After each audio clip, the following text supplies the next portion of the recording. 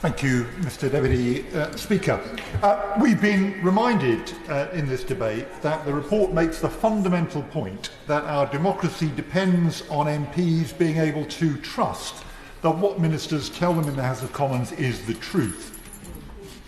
On the 24th of November 2021, at Prime Minister's Questions, the then Prime Minister said, and I quote, "Now, almost a month after furlough ended, there are more people in work than there were before the pandemic began." That's Hansard column 344. That statement was untrue.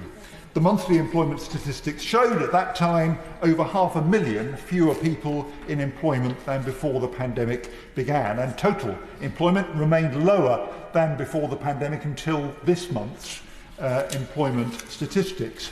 But the Prime Minister made the same untrue claim on the 15th of December 2021, then again on the 5th of January 2022, when he said it 3 times, on the 12th of January 2022, and on the 19th of January 2022.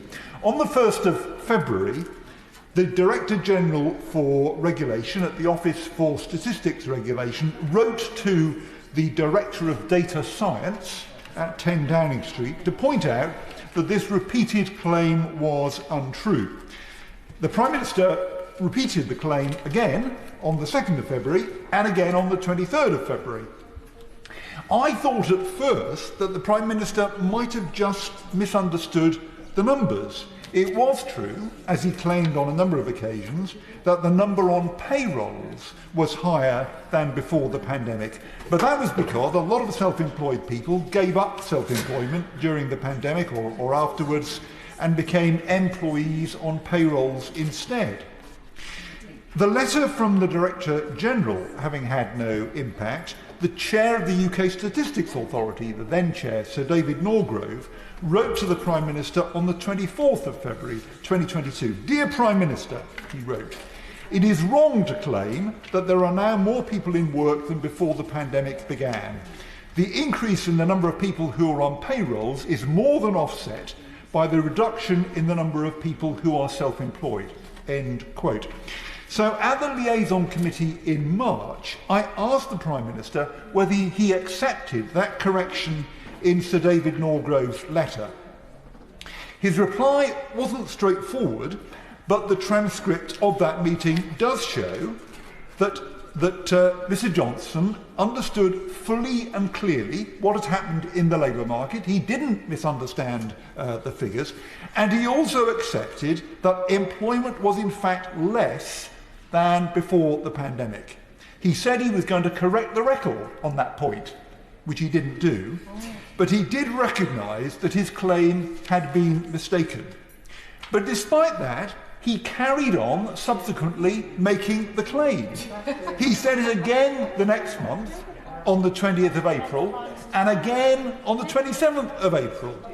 In his final question time as Prime Minister on the 20th of July last year, he said, and I quote, "We have more people in paid employment than at any time in the history of this country," despite knowing well that that was untrue.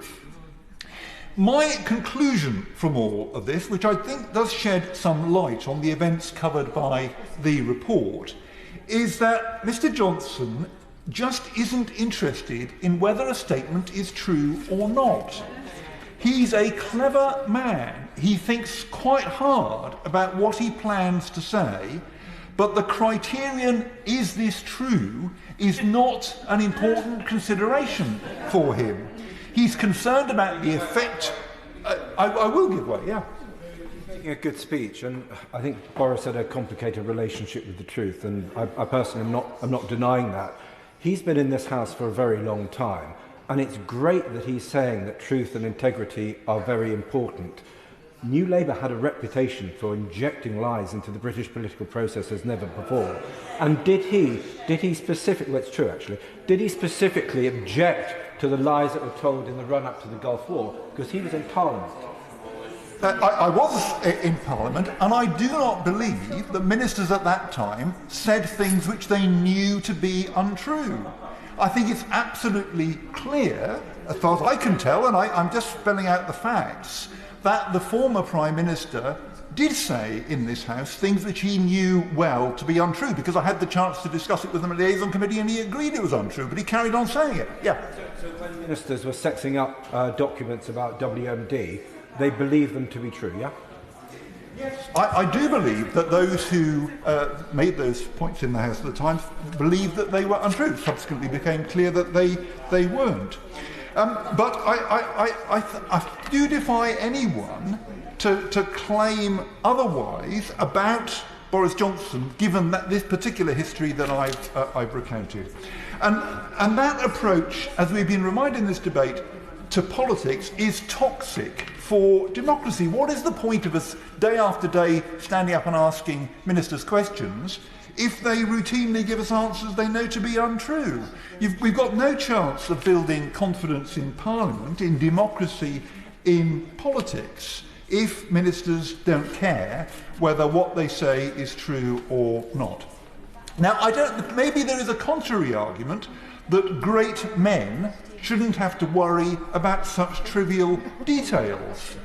But the committee here is absolutely right. If that view prevailed, our democracy would be at very serious risk, as I think it is across the Atlantic at the moment as well. Thank goodness that the committee, Boris Johnson having made a pretty successful career out of not telling the truth, thank goodness that the committee was willing to take a stand. They're absolutely right, and I hope the whole House will support them.